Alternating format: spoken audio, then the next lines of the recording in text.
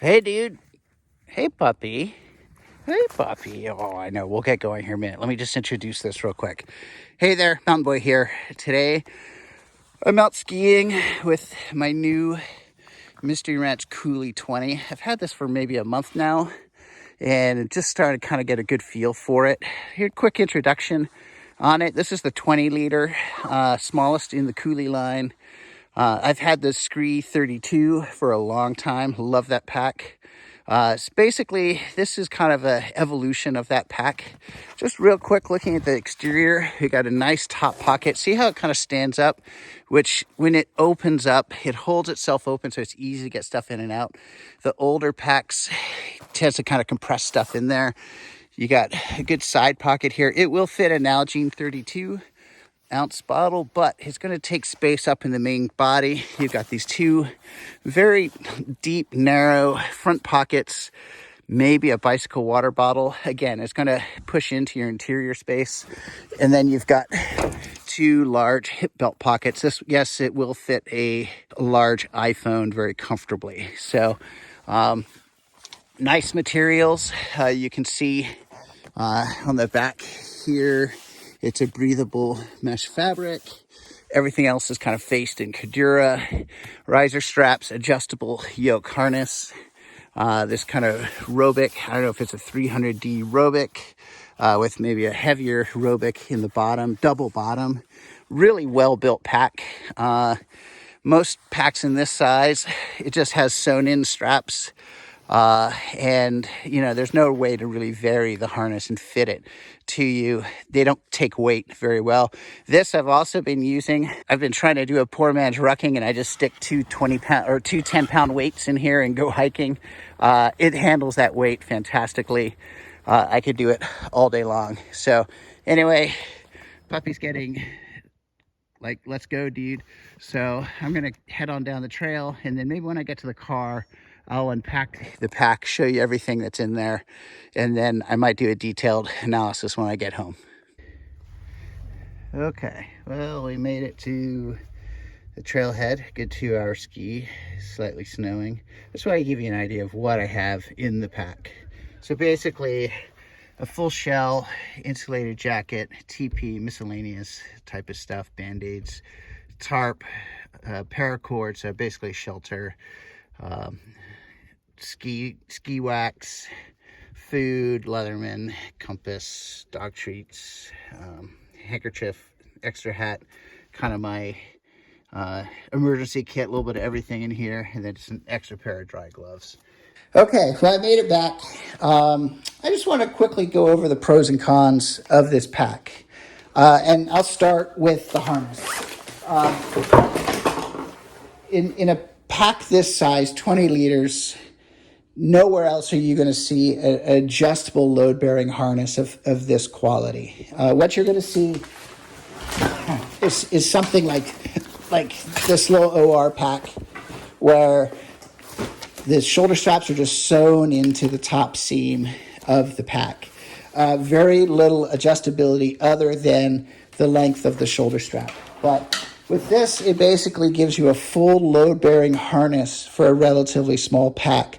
So this is a pack that's going to be great for very small, dense, compact loads. The only other thing I can think of, I think Hill People Gear has something like that, but it's like $300. With the next thing I would talk about, and it kind of comes off the harness too. So the way it fits is this telescopes up and down to fit your torso. And also this hip belt is removable.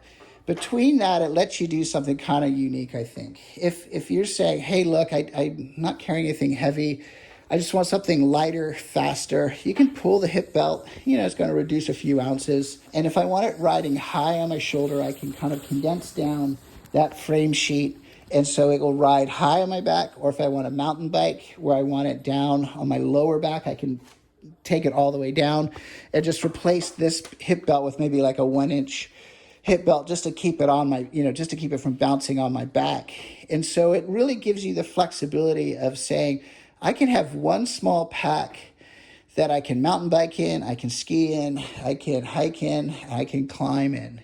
And I don't know if there's many other packs on the market that have that much flexibility. Seems like everything else is really specialized. You can see here, just things like how every single seam in here is taped and sewn to prevent it from fraying apart. Also, just little features like a good example is the way that they route the hydration sleeve. It's ambidextrous, comes to either side. But instead of like coming out the side of the pack and then you're kind of constricting it, it just flows with the shoulder strap, right? So it becomes integral part of the shoulder strap. So just little touches like that just show really a high degree of design. And then finally, with the top pocket, I really like how they've kind of evolved it from the Screw 32. And what I noticed with that is when the pack is closed, it's like the lid is compressed. With this, the lid stands up. And maybe what I'll do is I'll just put a picture of the pack in.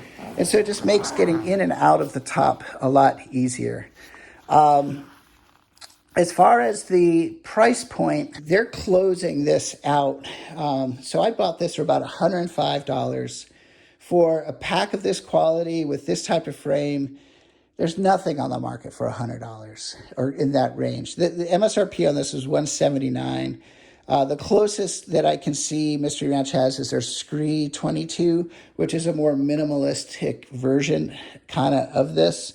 And that's $199. So as far as cons, I would say the pockets, the Coulee kind of does these external pockets, which I'm not a fan of. First of all, the pockets on this pack are relatively small. You can expand them out, to where you can get a full Nalgene in. But my concern is, like, let's say you're fall skiing and you have a snow sail, stuff's going to come popping out. And so with this loaded up, these pockets really get pretty small. I would rather have internal pockets. They do have the provision for their void bag system where you can kind of clip in these auxiliary bags, but this is the small, and it's too big for this. They need an extra small that you can kind of put in there just to add a little bit more organizational capability. Also, on my old Screw 32, all these zippers are waterproof. They could just do the vinyl faced zipper. The tool straps I'm not a big fan of. These are fine, but if you're putting like an ice axe or ice tools on there, you want something certainly beefier for the attachment point up here, and I would almost have something a little bit bigger here. Anyway, thank you much. Mountain Boy out.